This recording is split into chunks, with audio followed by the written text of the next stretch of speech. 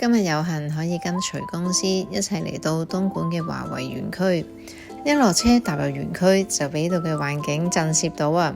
歐式嘅建築、小火車，簡直搞唔清我自己係嚟咗歐洲定係去咗迪士尼啊！我哋參加咗去一個專題嘅講座，大家都好專心咁去聽啊！